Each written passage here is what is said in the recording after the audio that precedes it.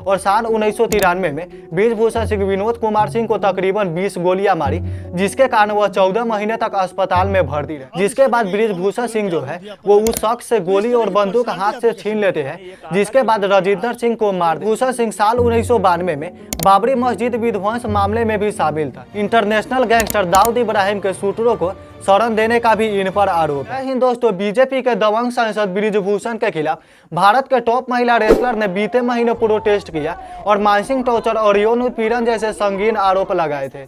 इन पर 7 महिला पहलवानों ने एफआईआर दर्ज कराई, जिनमें एक नाबालिग। इन पर पॉक्सो एक्ट के तहत भी मामला दर्ज कराया गया था, लेकिन पुलिस ने इन पर से पॉक्सो एक्ट का मामला हटा दिया, जिसका कारण बताया है कि इसके खिलाफ कोई पर्याप्त सबूत नहीं मिल पाया। बृजभूषण के खिलाफ धारा 506 आपराधिक धमकी, धारा 354 एक महिला के विनम्रता को अपमानित करना, धारा 354 यौन उत्पीड़न और धारा 354D पीछा करने के तहत मामला दर्ज कराया गया था। हालांकि दिल्ली कोर्ट ने विनोद तोमर और बृजभूषण सिंह को जमानत दे दिया गया है। लेकिन आज के वीडियो में हम इस रेसलर प्रोटेस्ट के बारे में चर्चा नहीं करेंगे। इससे पहले जो बृजभूषण सिंह पर आरोप लगे हैं और इससे पहले जितने भी केस हुए हैं उसके बारे में हम चर्चा करेंगे। वीडियो में आगे बढ़ने से पहले बता दूं कि मैं जो भी डाटा यहाँ पर बताऊंगा वो चुनाव में दिए गए एफिडेविट के आधार पर बताऊंगा, इसके अलावा आर्टिकल के आधार पर बताऊंगा। इन सभी का लिंक डिस्क्रिप्शन में मिल जाएगा, आप वहां से जाकर भी इजीली पढ़ सकते हो। अब टॉपिक पर वापस आते हैं। बृजभूषण के खिलाफ तकरीबन 38 केस शामिल है, जिनमें हत्या करने का प्रयास, दंगा भड़काने जैसे संगीन आरोप शामिल है। बृजभूषण के खिलाफ यूपी गैंगस्टर एक्ट, इसके अलावा स्ट्रीट गैंगस्टर एक्ट के तहत भी मामला दर्ज किया गया है। ये सारे जो मामले इनके खिलाफ दर्ज हुए हैं वो ज्यादातर साल 1974 से लेकर 2007 के बीच में दर्ज हुए हैं। हैरानी की बात यह है कि 38 केस जिनके खिलाफ दर्ज हुआ है उनमें से 34 केस में इनको बरी भी मिल गया है, जबकि 4 केस अभी भी पेंडिंग पड़े हुए हैं। दोस्तों, ये सारे जो मामले हैं वो हिस्ट्री शीट के अनुसार 17 केस इनमें से अयोध्या में दर्ज कराए गए हैं, 12 केस फैजाबाद में, इसके अलावा 8 केस नवाबगंज में और 1 केस दिल्ली में दर्ज कराए गए हैं। दोस्तों, बृजभूषण सिंह यह खुद स्वीकारता है कि हमारे हाथों एक मर्डर हुई है, लेकिन अब तक पुलिस इस पर कोई संगीन कार्रवाई नहीं कर पाई है और मर्डर के केस में अभी बृजभूषण सिंह एक बार भी जेल में नहीं गया है। अगर हम बृजभूषण सिंह की पहली केस पर आते हैं तो हत्या करने का प्रयास यानी कि अटेम्प्ट टू मर्डर के तहत दर्ज किया गया है। विनोद कुमार सिंह जो कि सपा के सांसद हुआ करते थे, उनके और बृजभूषण सिंह के खिलाफ बहुत अच्छी दोस्ती हुआ करती थी, लेकिन यह बाद में कुछ कारणों की वजह से बृजभूषण सिंह और विनोद कुमार सिंह जो है यह दोस्ती दुश्मनी में बदल गई और साल 1993 में बृजभूषण सिंह विनोद कुमार सिंह को तकरीबन 20 गोलियां मारी, जिसके कारण वह 14 महीने तक अस्पताल में भर्ती रहे।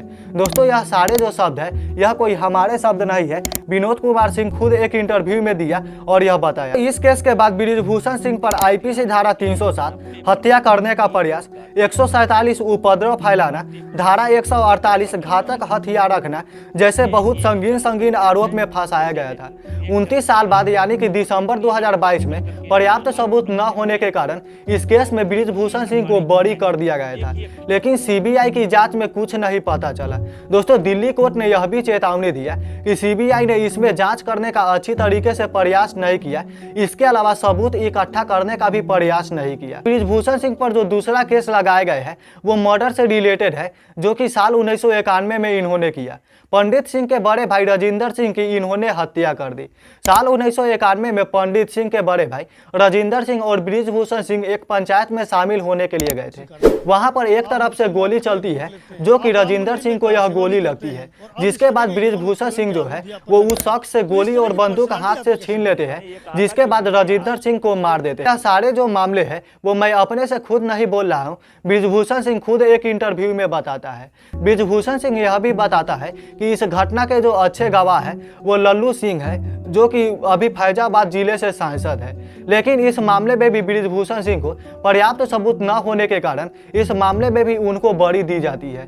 जब इस मामले में संजीव सिंह जो कि राजिंदर सिंह के बेटे हैं, उनसे पूछा जाता है कि बृजभूषण सिंह को हर मामले में बरी क्यों दे दिया जाता है, तो संजीव सिंह यह बोलते हैं कि गवाहों का मुकर जाना बृजभूषण सिंह के खिलाफ बारी होने का बहुत बड़ा कारण है। तो बृजभूषण सिंह साल 1992 में बाबरी मस्जिद विध्वंस मामले में भी शामिल था।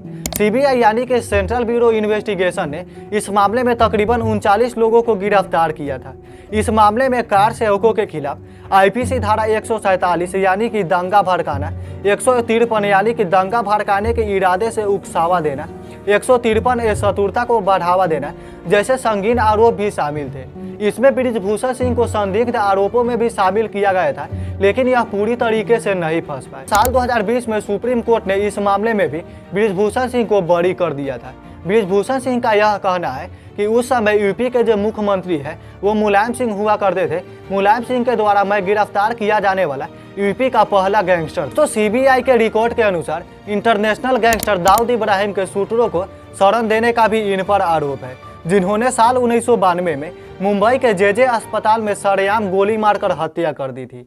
इस मामले में सीबीआई ने एक्शन लिया और टाडा यानी कि टेररिस्ट एंड डिवाइस एक्टिविस्ट के तहत मामला दर्ज किया था, जिनके कारण कई महीनों तक बृजभूषण सिंह को तिहाड़ जेल में भी गुजारने पड़े थे। लेकिन इसमें भी पर्याप्त सबूत न होने के कारण बृजभूषण सिंह को सुप्रीम कोर्ट ने बरी दे दिया था। अगली केस पर आते हैं तो साल 2004 में घनश्याम शुक्ला केस से रिलेटेड है।